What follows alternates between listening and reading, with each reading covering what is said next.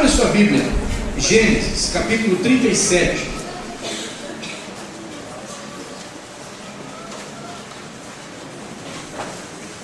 Livro de Gênesis, capítulo 37. Eu quero ler com os irmãos 4 versículos aqui deste texto, verso 1 ao 4. Mas a gente vai estar pensando um pouco numa história de uma família e da ascendência dessa família que volta às páginas aí do livro de Gênesis. Quero ler com você esse texto, Gênesis 37, a partir do verso 1.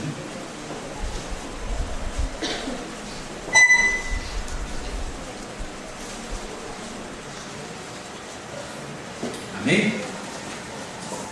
Tem alguém sem Bíblia? Gostaria de que alguém estendesse aí para você, perto. Se está do seu lado alguém sem Bíblia, oferece ali para ele acompanhar a leitura. Quem sabe um visitante. Aliás, aos visitantes, bem-vindos. Obrigado pela sua presença. A gente fica muito feliz e com certeza Deus muito mais ainda. E diz assim a palavra do Senhor: Jacó habitou na terra das peregrinações de seu pai, na terra de Canaã. Esta é a história de Jacó. Sendo José de 17 anos, apacentava os rebanhos com seus irmãos. Sendo ainda jovem, andava com os filhos de Bila e com os filhos de Zilpa, mulheres de seu pai, e trazia más notícias deles a seu pai. Israel amava José mais do que a todos os outros filhos, porque era filho da sua velhice, e fez-lhe uma túnica de várias cores. Vendo seus irmãos que seu pai o amava mais do que a todos os outros seus irmãos, odiaram-no e já não podiam falar com ele pacificamente. Amém? Este pedaço da história que nós estamos lendo, ele é bastante trágico. E ele é bastante emblemático e ele tem muito a ver com o contexto que a gente vive nos dias de hoje.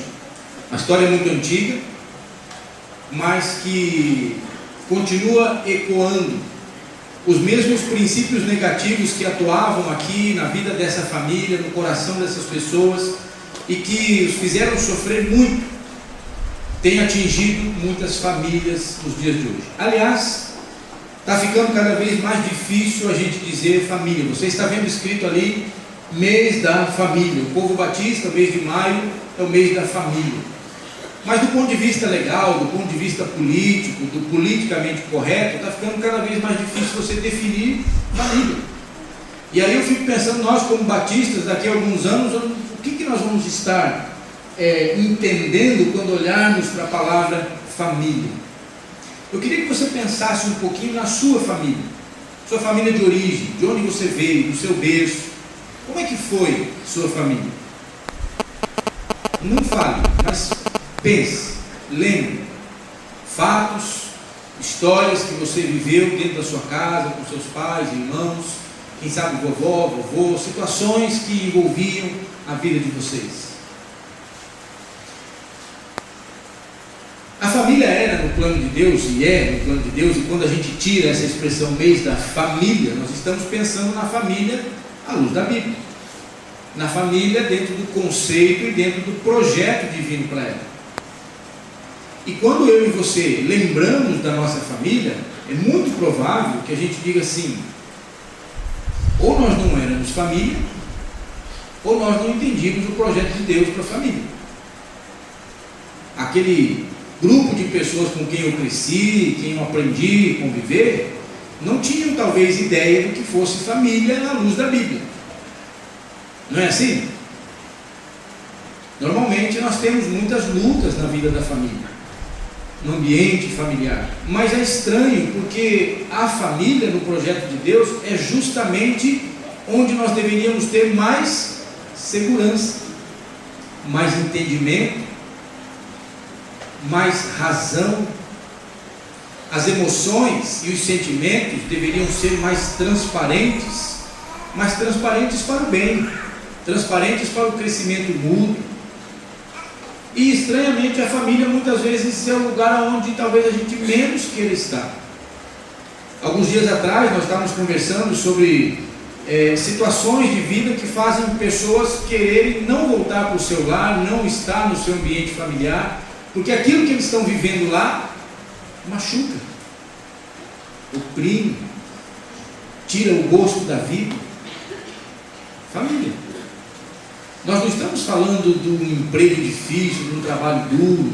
Nós não estamos falando de um lugar de oposição, de um lugar de dificuldades, de um lugar onde você sabe que as pessoas estão prontas para tirar, para puxar o teu tapete. Nós estamos falando de família. Aqui, nesse momento, você está vendo a história de José, que aos 17 anos de idade, ele está com grande dificuldade de relacionar-se com os seus irmãos e meio-irmãos. Só para a gente entender um pouquinho a história aqui. Jacó, ele se casa. E esse homem queria casar com uma mulher, mas acabou casando primeiro com a filha mais velha. O amor da vida dele quem é? Raquel. Mas ele acaba se casando primeiro com Lia. Porque havia um conceito nas famílias daquela época de que a filha mais nova não poderia preceder a mais velha num casamento. Ou seja, não dá para casar a mais nova e ficar a mais velha dentro de casa.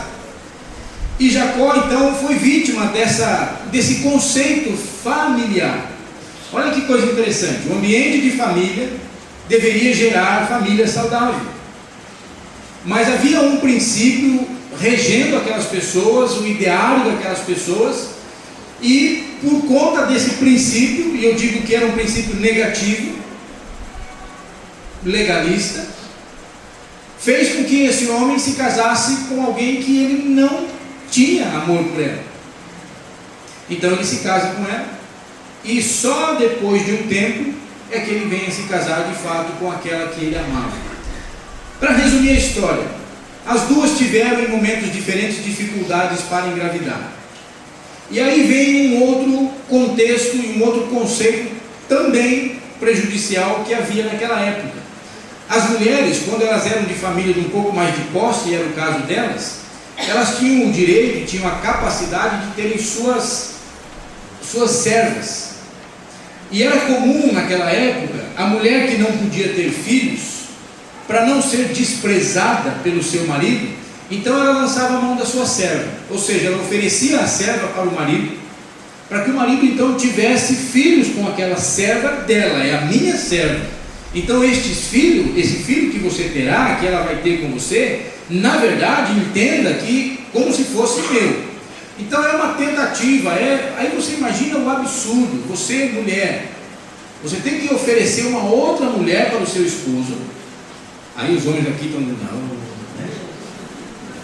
Mas é só desgraça. Imagina você ter que oferecer uma mulher para o seu amado, porque você não tem condição de ser mãe e de realizar aquele homem nesse sentido da vida, da paternidade.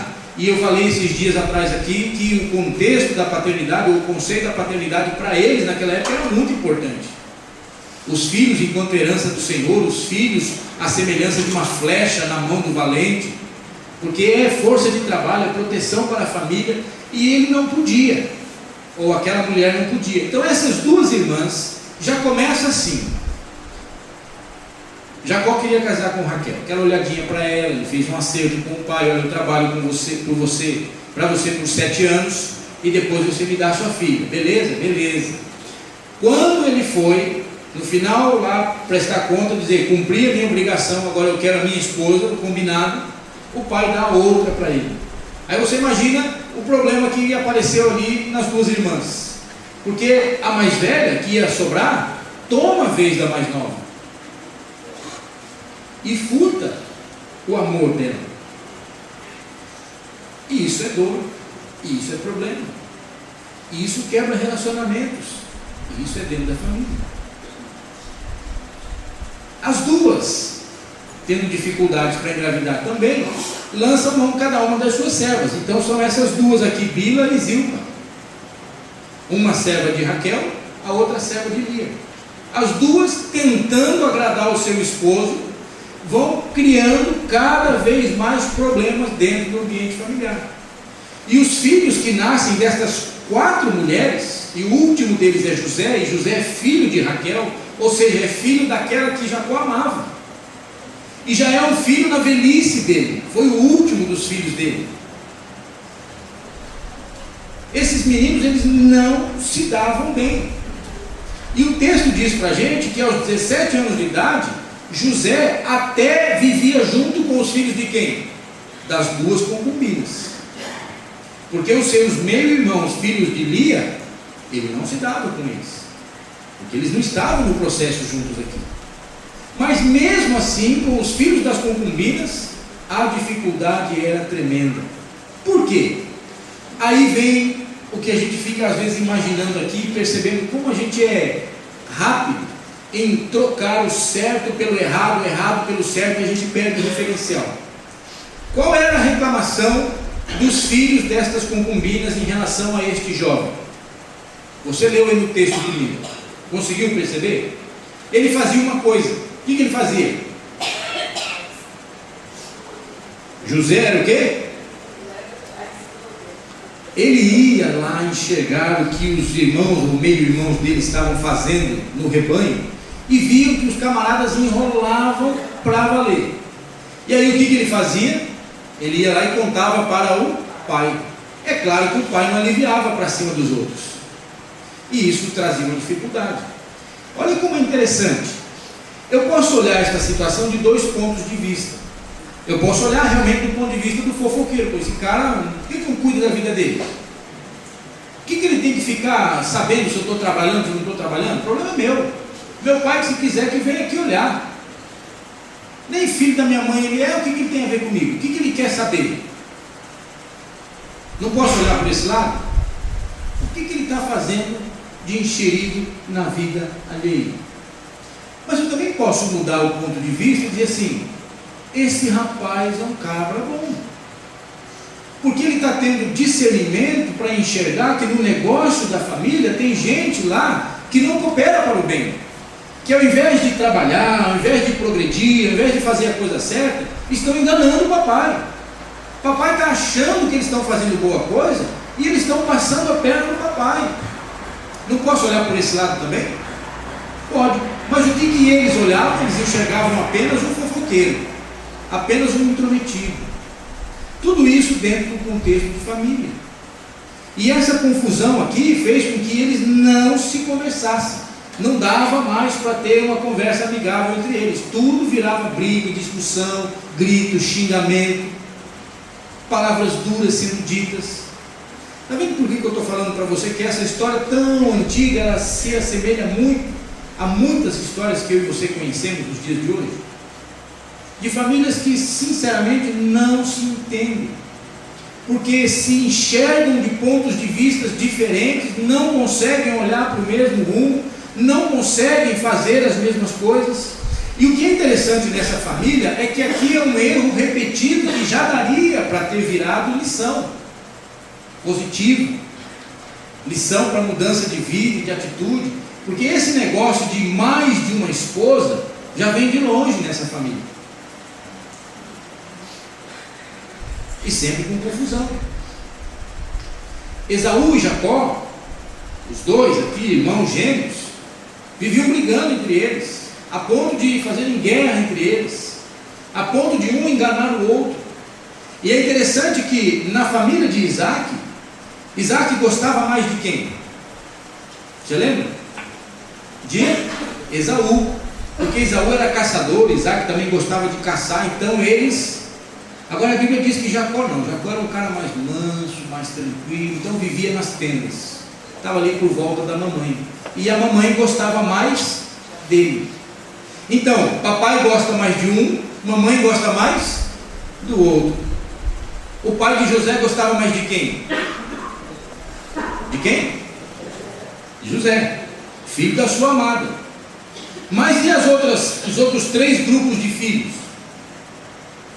Imagina, eles e suas mães, dizendo: pera lá, você tem outra mãe, mas o nosso pai é o mesmo, eu tenho o mesmo direito que você. Por que ele gosta mais de você e não de mim? Por que de repente os filhos de Zilpa ganharam o presente no Natal e o presente era desse tamanho, e os de Bila ganharam pequenininho e seja lá o que for e tal? Por que é assim? Então, olha, gente, que já era para eles terem aprendido, já era para essa família não precisar mais passar pelas mesmas lutas, pelas mesmas dificuldades. Isso mostra para mim o seguinte, que o ser humano, de uma maneira geral, tem muita dificuldade no aprendizado. Até a gente estava orando agora há pouco aqui, eu e Bianca, e a Bianca trouxe um versículo para a minha vida nesse aspecto, e a gente estava falando disso. E às vezes a gente tem as nossas limitações, e eu e você temos, todos nós temos, somos limitados. Mas se tem uma coisa que a gente precisa enxergar, que nós somos limitados, é na capacidade que a gente tem de aprender com a vida. Porque muitas vezes a vida está dando as lições, e nós estamos chorando, derramando lágrimas por causa das nossas ações, das nossas escolhas, mas estranhamente a gente continua repetindo aquilo sem parar. Vira um ciclo vicioso e destrutivo na vida da gente. E como eu estou dizendo hoje, dentro da família. Nós precisamos mudar isso, meus irmãos. Eu tenho orado porque a irmã Elza trouxe uma cartilha aí que depois eu vou ler em casa, a respeito dessa questão que está acontecendo no nosso país aí, de o menino que se acha menina, então ele pode livremente escolher o banheiro que ele vai usar, ele pode escolher o uniforme escolar que ele vai usar. Daqui a pouco nós não teremos mais banheiros femininos, masculinos, vai ser banheiro. Porque, então, são referenciais que a gente está perdendo socialmente. E a minha grande preocupação é assim, nós, mais conservadores, então, nesse cabo de guerra, estamos do lado dos mais conservadores, nós diríamos assim, não, nós temos que manter a família. Não, nós temos que ser fiéis à Bíblia. E vai ser fácil a gente levantar essa bandeira e dizer isso, porque a Bíblia me dá essa capacidade de falar, ou essa possibilidade de que eu preciso manter família. Só que de fato, meus irmãos, nós estamos cuidando bem da família, dessa instituição divina?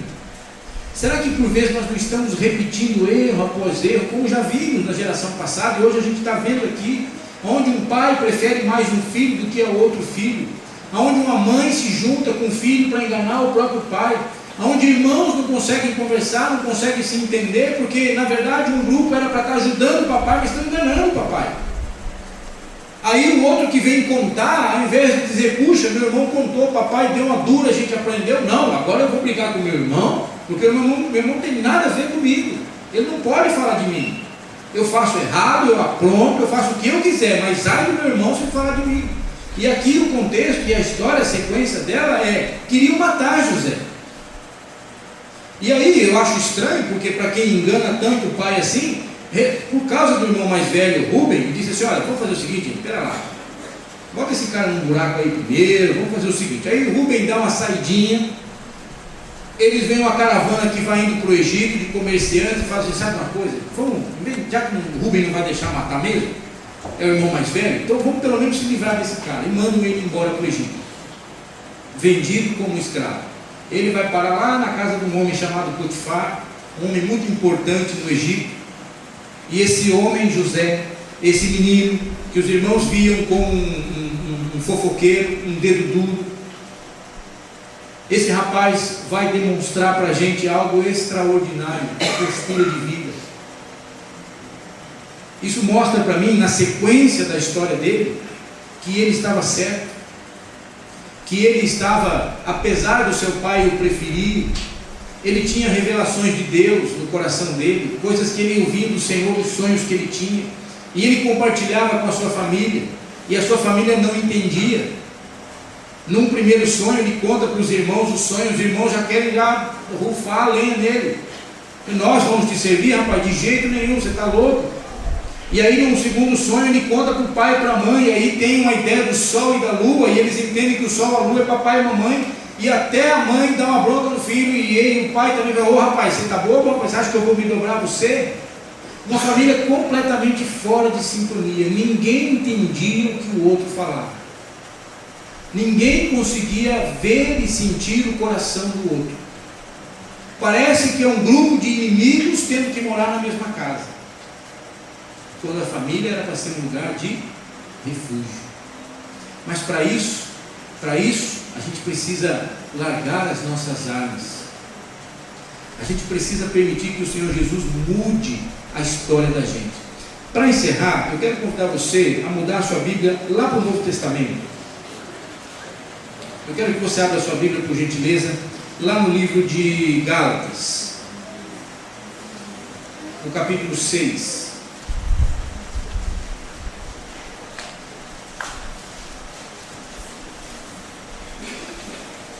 A Bíblia é o livro ou a literatura mais fantástica que já existiu. Porque, apesar de ser um livro que fala de perfeição, ela não mostra apenas a perfeição, ela mostra as falhas. E nós estamos lendo aqui falhas, equívocos, interpretações erradas, princípios equivocados, destrutivos, que se instalaram no ambiente familiar e que fez uma família sofrer muito. E no caso deles, levou anos para que estes irmãos se perdoassem. Foi preciso passarem fome, foi preciso ter que ir comprar comida no Egito, até que um dia eles se reconhecem. Primeiro, José reconhece seus irmãos, até que num momento ele vai se dar a conhecer aos irmãos. E eu fico imaginando a surpresa, porque venderam ele como um escravo, e agora ele estava ali, tendo condição de suprir as necessidades da sua família, e não só da sua família, mas de todo aquele povo na época daquela fome. E se o Egito tinha condição de fazer isso, era por causa da administração dele ao lado de Faraó. Então a Bíblia mostra as falhas, mostra as desgraças, mostra as péssimas escolhas, mas não para aí a história. A Bíblia mostra que Deus pode transformar toda a história da gente. E aquilo que está aparentemente perdido, desgastado, o Senhor pode tornar novo. E é isso que eu quero ler com você aqui em Gálatas, no capítulo 6. Quero ler com você aqui verso 14. A partir dele: mas longe de mim, diz o apóstolo Paulo, esteja a gloriar-me, a não ser na cruz do nosso Senhor Jesus Cristo, pela qual o mundo está crucificado para mim e eu para o mundo. Em Cristo Jesus, nem a circuncisão, nem a incircuncisão tem valor algum, mas sim, o que diz aí na sua versão? O ser uma nova criatura. E é aí aonde a história muda de cor. E é aí aonde o final feliz pode aparecer. É quando nós nos tornamos uma nova criatura. Porque a velha criatura, ela vai continuar repetindo os erros do passado.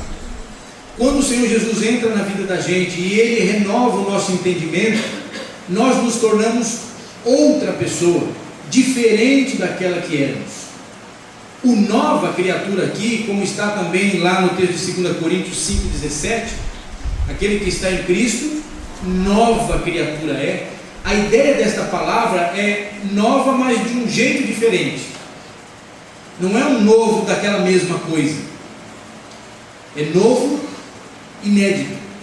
Como se fosse a ideia com ineditismo. É algo que surge diferente daquilo que era. Isso é interessante a gente notar, porque o Senhor Jesus, quando entra na nossa vida, quando a gente permite isso, Ele vai reescrever com a gente a história. Ele vai dar um outro final para a história. E é diferente daquele que vinha acontecendo. E como eu disse para você, essa família já poderia ter entendido que os princípios pelos quais eles viviam estavam apenas trazendo confusão, dissolução, separação, brigas, corações partidos. Mas quando o Senhor Jesus entra numa família, a história muda. E o final não é mais trágico. Porque o Senhor Jesus vai mudar a gente. Nós precisamos nascer de novo. Jesus disse isso para Nicodemos. Na nossa experiência religiosa, se eu não consigo em nenhum momento, depois da minha dita conversão, me enxergar como um bebezinho, e agora comecei a crescer, como se tudo fosse novo para mim, então é porque talvez eu não tenha nascido ainda. Eu posso até estar em formação lá no útero, vamos dizer assim. Porque depois que eu renasço em Cristo e com Cristo, é diferente. É diferente. Não sou eu que estou dizendo. É a Bíblia que garante isso para você. Aquele que está em Cristo é uma nova criatura. E uma nova criatura diferente tem muita chance de não repetir mais os mesmos erros do passado. E às vezes a gente continua repetindo os mesmos erros. É porque essa nova criatura ela tem que ser por completa na vida da gente. Às vezes a gente até nasce de novo, mas guarda alguns pedacinhos. E normalmente nós guardamos mágoas, normalmente nós guardamos desencontros, normalmente nós guardamos as feridas. Mas o Senhor Jesus também quer fazer de tudo isso novo, não novas feridas, mas uma carne nova naquele lugar da ferida. Um coração que bate, pulsa, forte, bonito, não mais aquele coração apertadinho, machucado, sofrido. Um sentimento diferente, um sentimento proativo, um sentimento para o próximo, para Deus, olhos diferentes. A Bíblia diz assim: olha, sabe, se os teus olhos forem maus, todo o teu corpo será mau. Mas Cristo muda a nossa maneira de enxergar as coisas, porque se Ele mudar apenas uma parte da gente, e o nosso olho continuar mau, eu vou continuar apodrecendo daqui a pouco a minha carne, os meus sentimentos e o meu coração de novo. Mas quando o Senhor Jesus tem liberdade de agir na vida da gente, na minha e na sua vida, Ele transforma você por completo. Do fiozinho aqui da cabeça até a sola do seu pé, o Senhor faz tudo novo. Eu não sei qual é a luta que você tem enfrentado no aspecto família. Eu sei que muita gente sofre hoje dentro de casa. Eu sei que muita gente hoje não tem prazer em voltar para dentro de casa.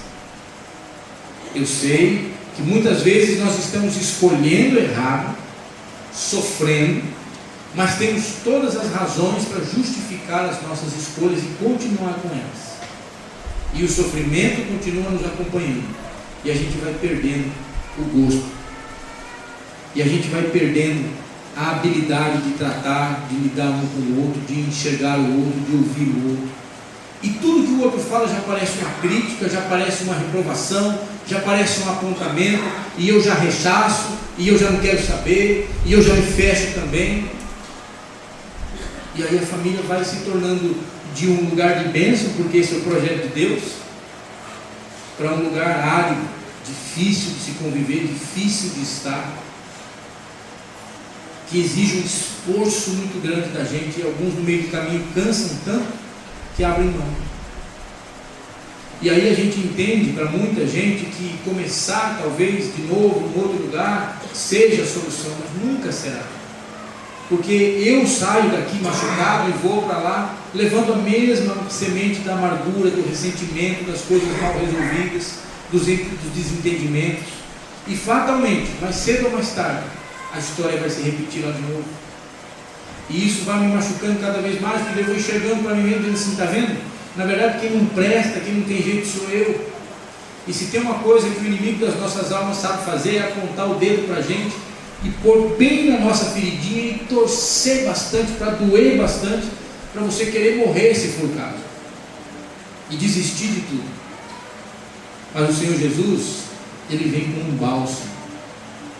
José um dia teve o privilégio de reencontrar seus irmãos, e ele podia, se fosse um homem de amarguras, se fosse um homem com falta de entendimento, se fosse um homem sem temor a Deus, ele poderia, na posição que tinha, simplesmente mandar prender.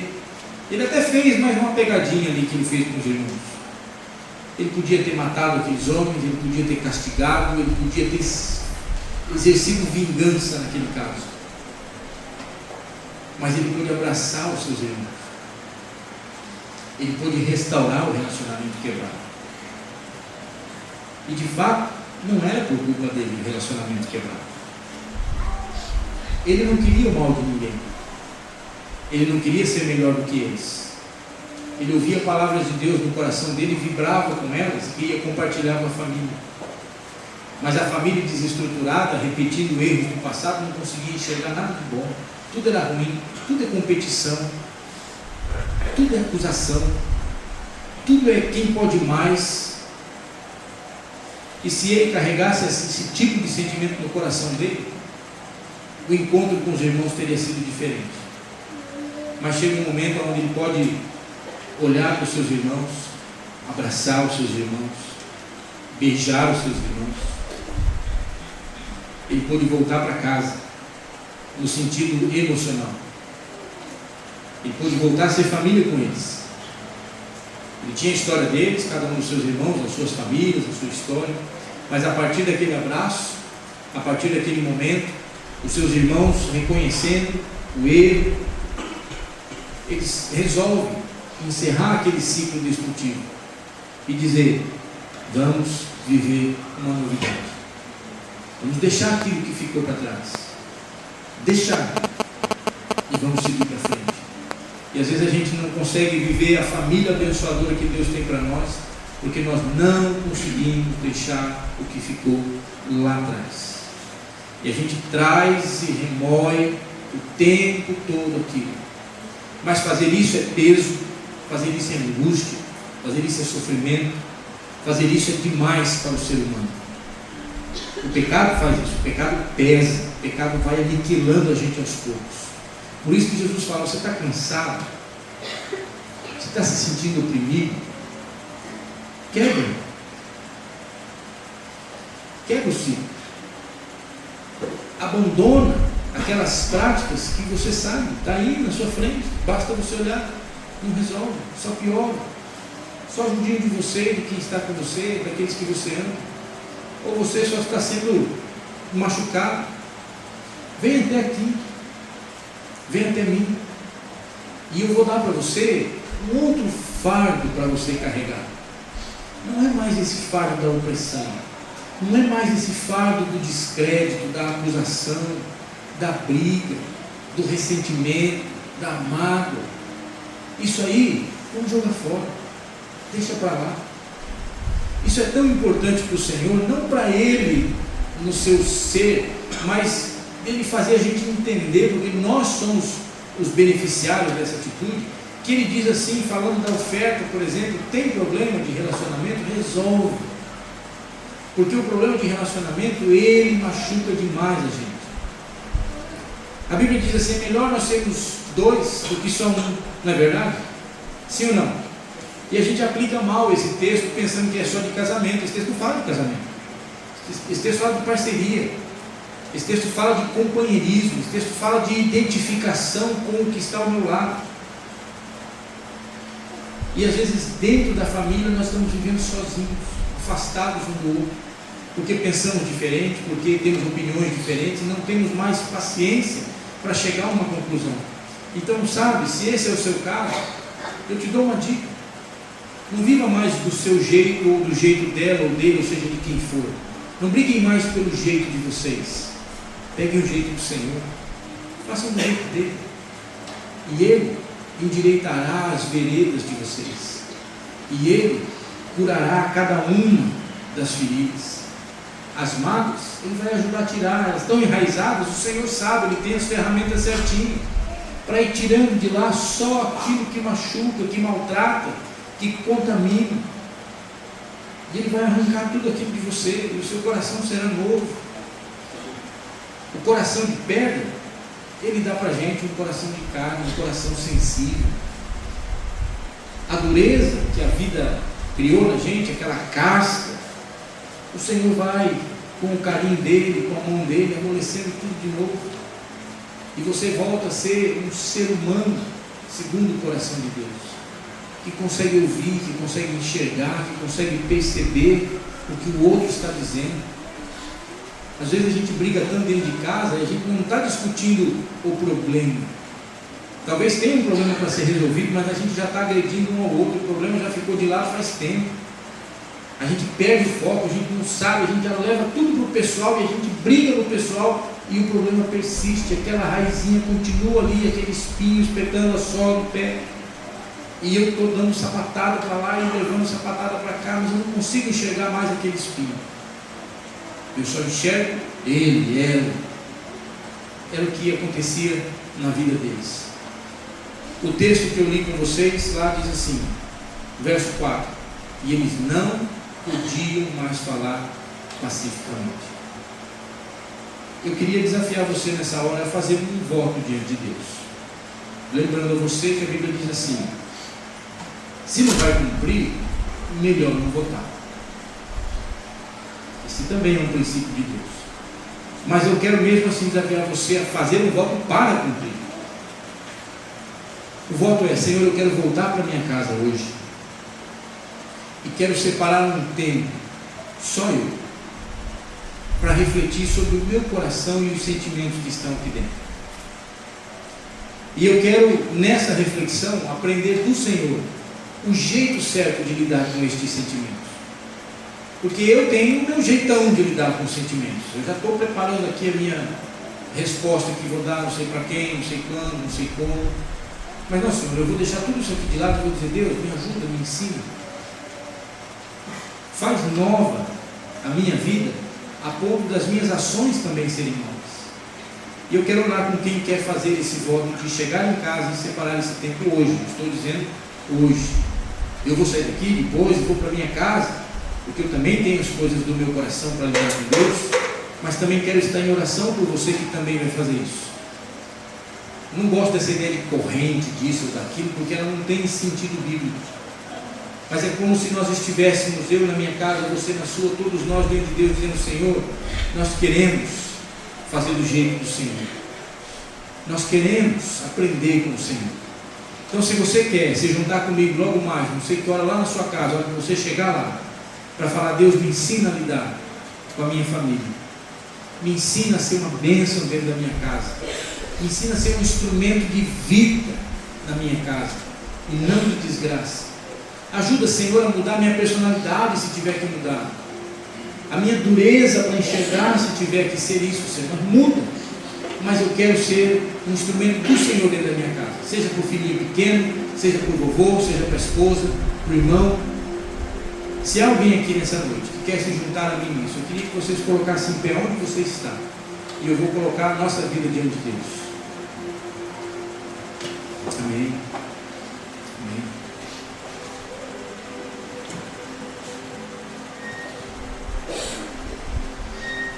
Lembra que não é um convite do pastor. Se Deus fala no seu coração, é porque Ele está falando com você.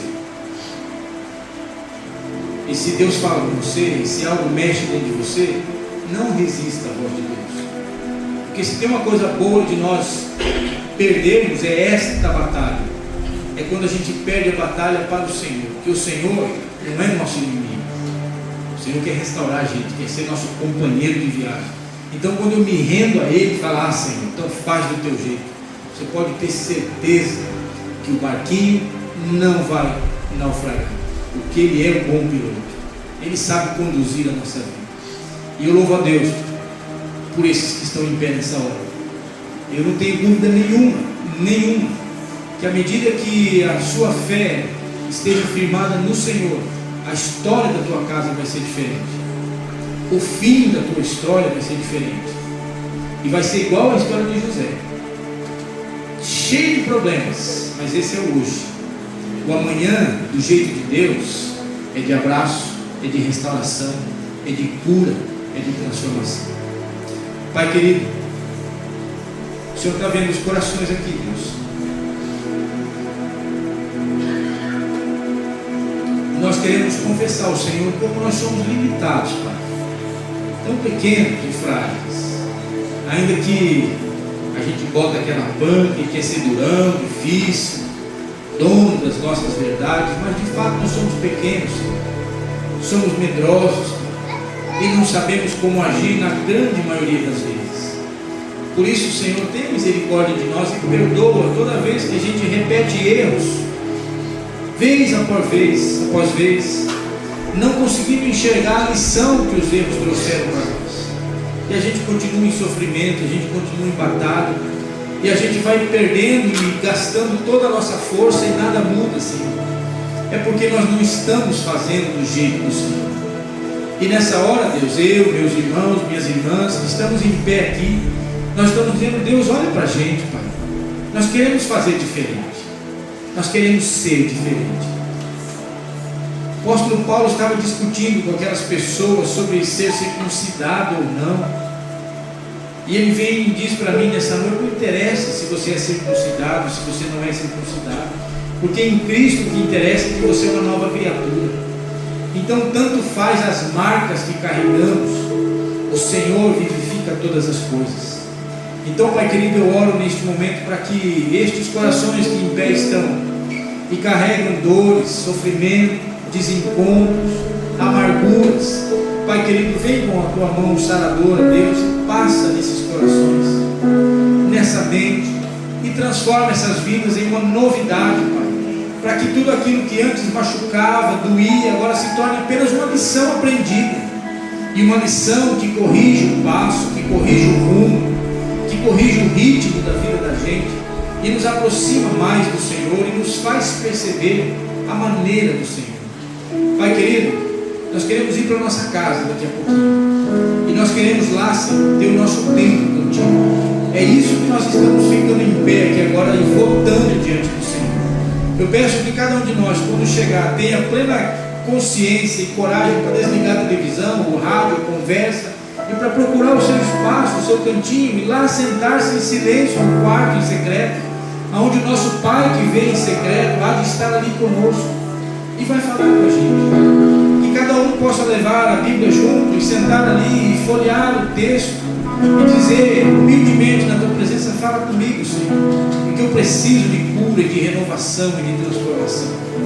E Deus, ajuda-nos, Pai, a partir do dia seguinte, levantarmos e colocarmos o nosso pé no chão como novas criaturas, talvez ainda com dúvidas, com temores, mas agora com uma certeza plena, viva e verdadeira no coração da gente, de que é o Senhor que governa a nossa vida, e que a gente queira cada vez mais ler, estudar essa palavra, não para ser bitolado, Senhor, ou para ser, ó Deus, um religioso, Pai, mas para tirar daqui os tesouros insondáveis desta palavra, que são capazes de transformar a vida da gente e as desgraças da vida da gente em vida eterna, vida plena, vida de comunhão com o Senhor e com o próximo.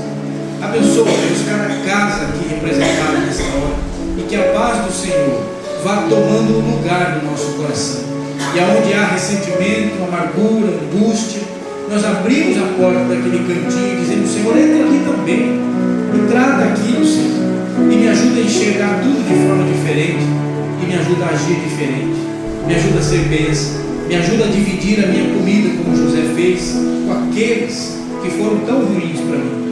Deus, não permita que nenhum de nós aqui seja vingativo, Senhor, mas que nós sejamos, ó Deus, instrumentos da graça e da restauração do Senhor, por onde quer que andarmos, a começar na nossa família.